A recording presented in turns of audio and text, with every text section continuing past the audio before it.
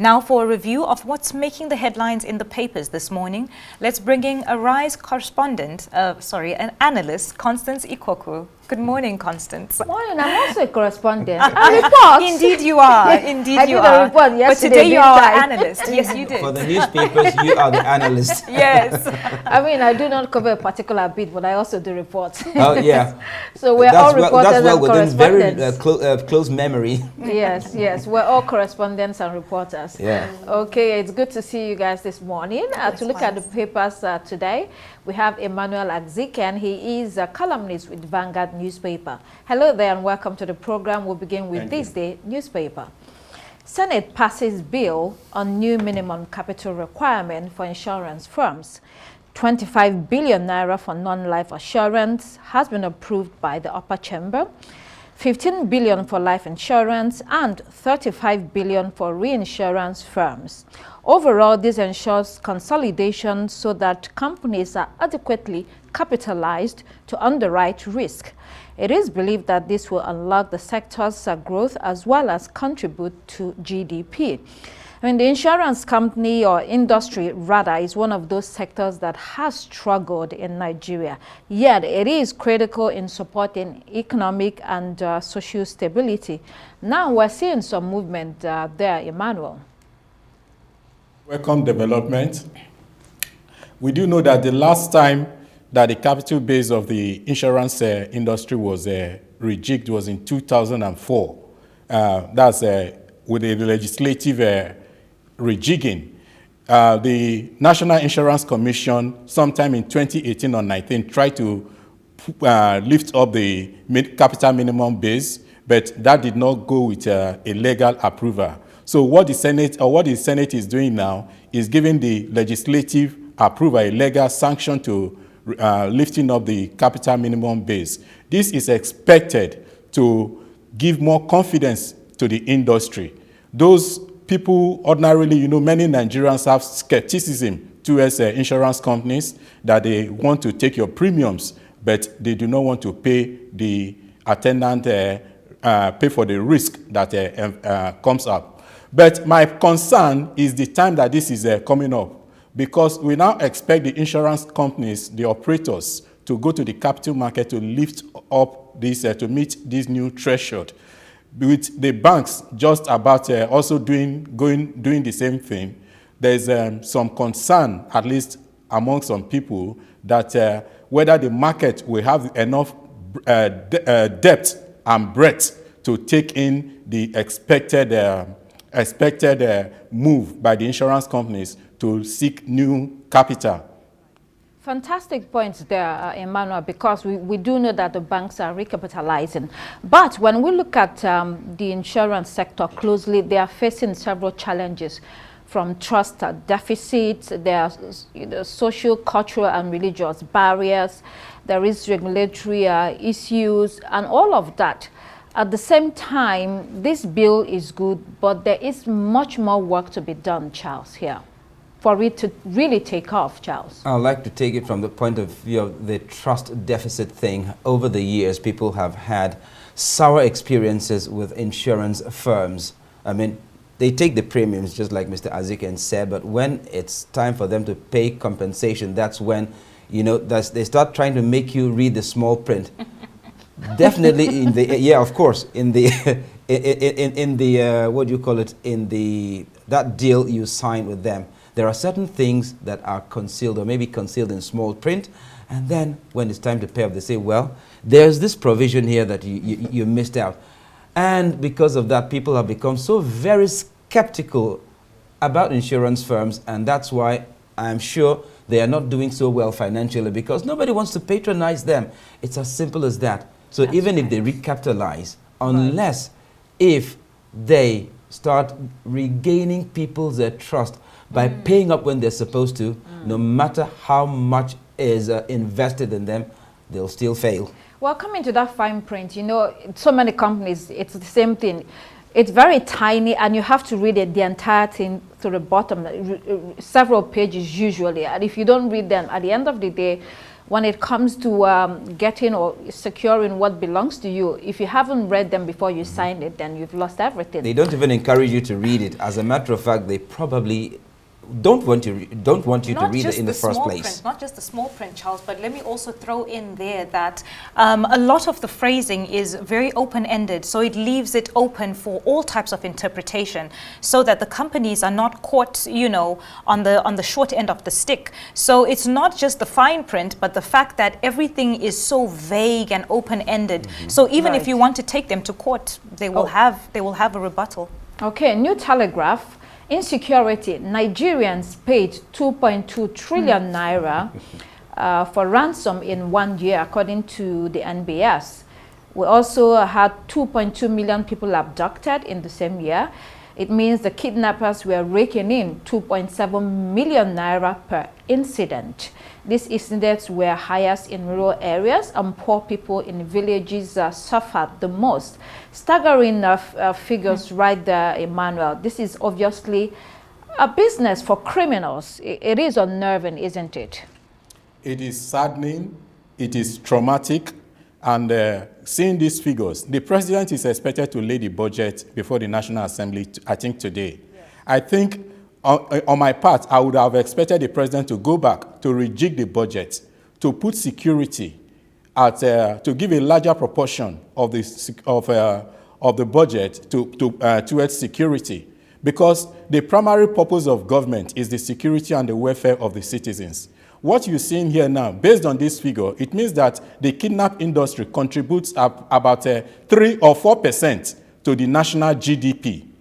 The oil industry contributes individuals' pockets of the criminals. To national national GDP. Our GDP is about 71 trillion naira, at least as at last year. So if you now have 2%, 2.2 trillion going to the industry, to the kidnappers, it means it's just about 3 or 4% to the national GDP. That's their contribution. That's an illegitimate or evil contribution. Wow. So I think the government, this is sobering. The federal administration needs to rejig its priorities to make security. You don't need to be traveling around the world to bring in foreign investors who are going to be kidnapped. You see our foreign investors, the Chinese, they are being escorted by policemen everywhere they go. It's not a good picture for Nigeria. I think the president, the governors need to sit down together. They need to rejig their priorities to ensure that this industry is stamped out. Government has the capacity, but my fear is that they have not put it as a priority. Right. Okay, let's look at The Guardian. Tinubu's hold your thought. Hold your thought. Can you hold your thought? I'm coming back. I'm coming back. The budget. I'm just responding to something that he said. Just it's very important. You know, we'll come back to that. Just something he said that's very important. Thank you very much. You brought up the budget, and you brought up how much we give our security services. And I'm bringing this up because I have some of the payments that the Nigerian Police Force has made in the past year right in front of me. And it's not how much we give them, it's what they spend it towards. Because the Nigerian Police Force, believe it or not, spent millions of naira on logistics for supply of hobnobs and cream cracker biscuits. That's right. The Guardian. Tinubu's wife doles out 1.9 billion to elderly veterans. This took place at the yearly Renewed Hope initiative for elderly people's support of the First Lady Oluremi Tinubu in Lagos. This money will be distributed across the country as a way of bringing joy and comfort during the festive season, the initiative says, or it explains. I'm not sure where to begin with this, Emmanuel. The wife of the president is doling out 1.9 billion naira. I mean, it may not be her personal money. However, it does raise some questions. And what do you make of the optic of this entire thing? Well, she's been donating even before now. Yes. And you see the scale of donations from the Oluremi Tinubu. When she started as First Lady in Lagos State, she started the spelling bees competition. As senator, she did a program to what she called the new reform the area boys, good boys and good girls initiative. Now she's now going towards the elderly. So we see across the time, she's moved on from the young to the medium and now to the elderly. But these are good initiatives. But my concern, I think she would add more to value to national ethics by being more transparent. How is she getting this money? Where are the sources of this money? Because yes, she's doing a very good job. It's a good initiative. Even the initiative of planting gardens in our homes. But my only concern is that people are asking, where are you getting this money? Who are the financiers of these projects? So I think that's the only deficit I see, the only question I see in what she is doing. Let her be more transparent. Let her tell the citizenry. Because she is a public figure. Yeah. She's a public figure, and I think she will do better by being more transparent about her funding. Absolutely, Emmanuel. This way you can come in here. These are public figures.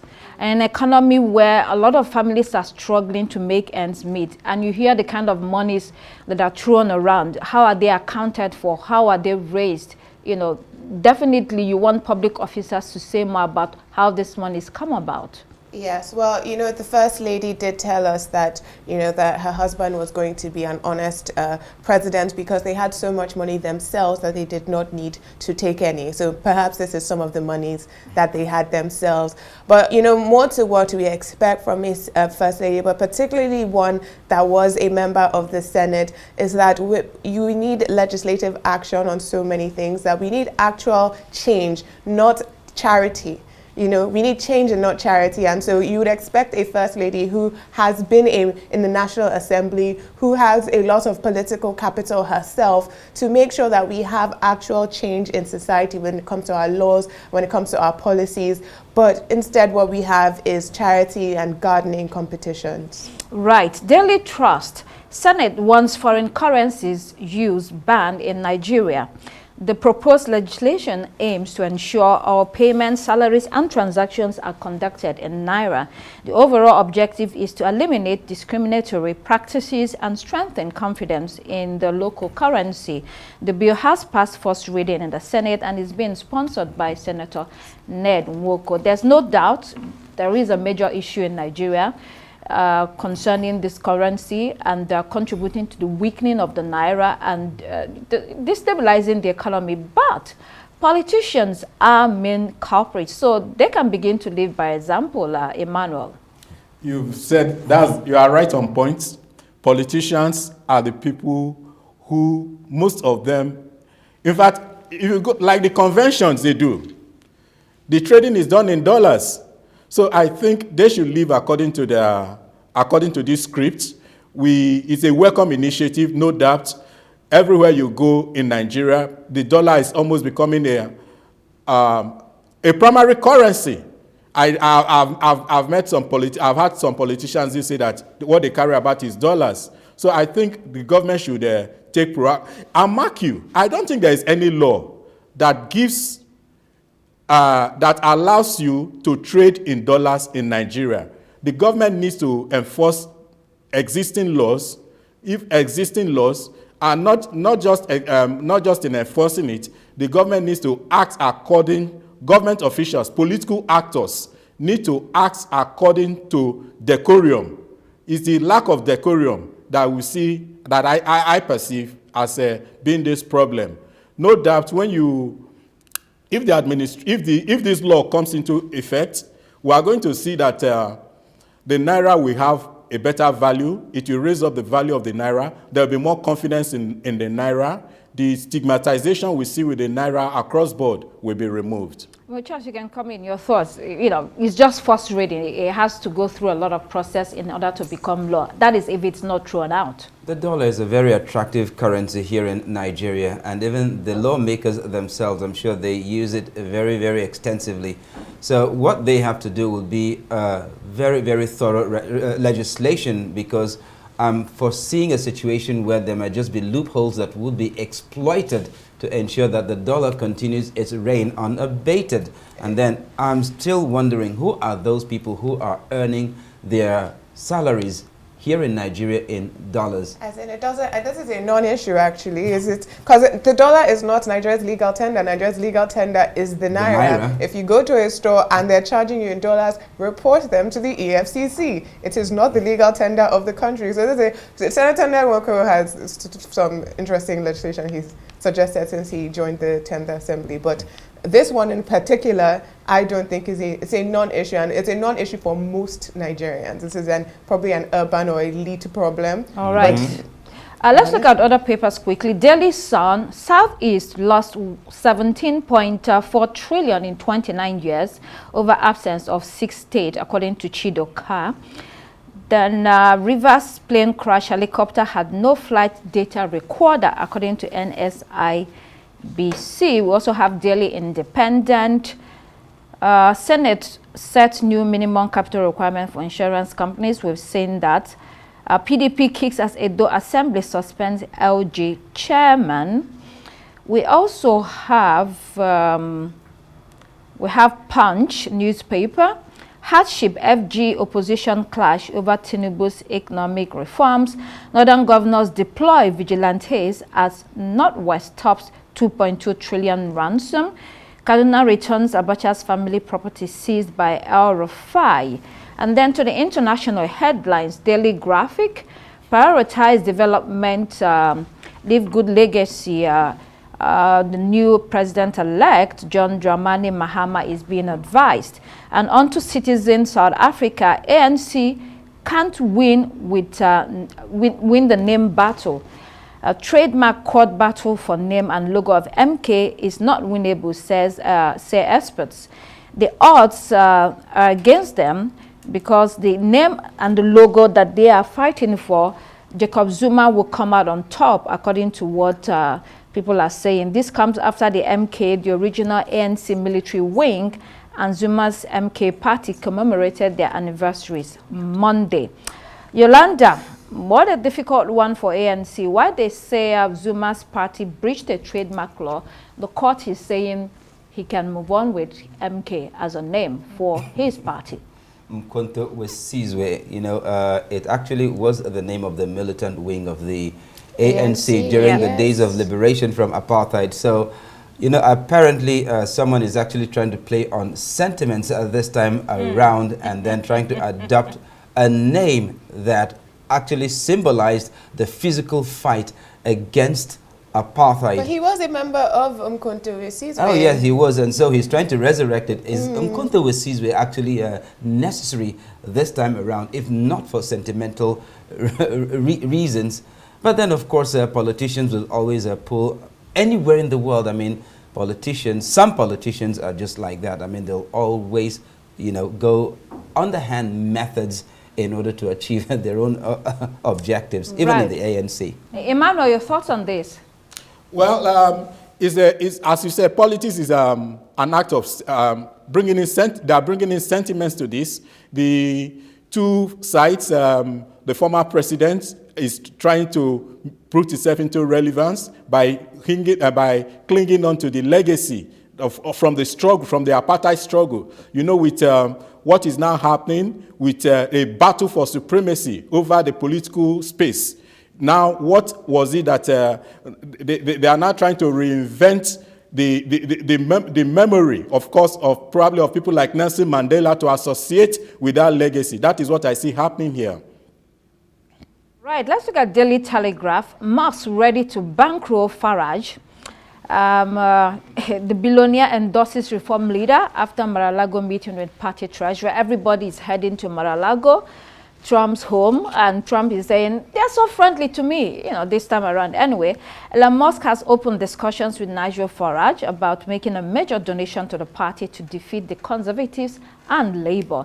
He could donate as much as $100 million, which is 78 million pounds. Musk is a vocal critic of Labour and Sir Keir Starmer, the Prime Minister of the United Kingdom. How this donation has been cast by some British airlines is that it's the biggest in British political history. Elon Musk certainly has settled into the political space after his gamble with Donald Trump paid off. Money is talking, Yolanda, isn't it? Yes, it is. Well, there's some interesting, questions about the intersection of wealth, media, and politics. After all, Musk is a billionaire. He's a wealthy man, so he can afford to do such things. But it raises a lot of questions. It really does. Is it legit? I mean, an American funding a political party He's not even in the American, United he's Kingdom? South African. He's a South African. Absolutely. African man. He's the Absolutely. richest man in the world. Absolutely. He's now trying to wield the world's biggest countries to his will using his money. And I find it very hilarious because I think this is the type of person that Kemi Badenoch would have been trying to quote herself, seeing as she did go over to the other side. She went over the pond also to quote these same types of people. She did meet with J.D. Vance, and now they are supporting reform against the Conservatives. This is obviously a very extreme white ring segment that the Conservatives lost some of their base to, but it also shows that the West did tell us that money is coming to shape Africa and Russia is controlled by the oligarchs. But look at them now. Well, interesting times ahead. Emmanuel, you have the last word in less than 30 seconds. Well, I see with Elon Musk coming in, my fear is that there is a threat to Sister Kemi, our own British export to UK politics.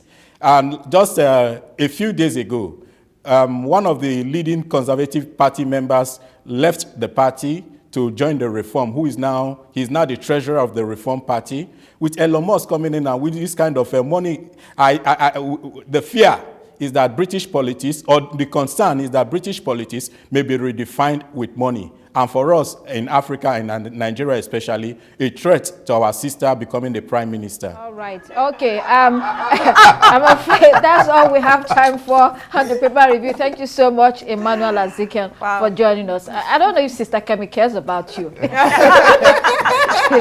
she wants to be more white and British than anything. Very interesting with her choice of hairstyle. But thank you, Dr. Constance Ikoku, for today. And that's all the time we have for you here on Daybreak. It's goodbye from me. I'm Adesoa Giwa Osage. Please do keep it here on Arise News. I'm Charles Eruka. And I'm Yolanda Robert. The morning show is next. Goodbye.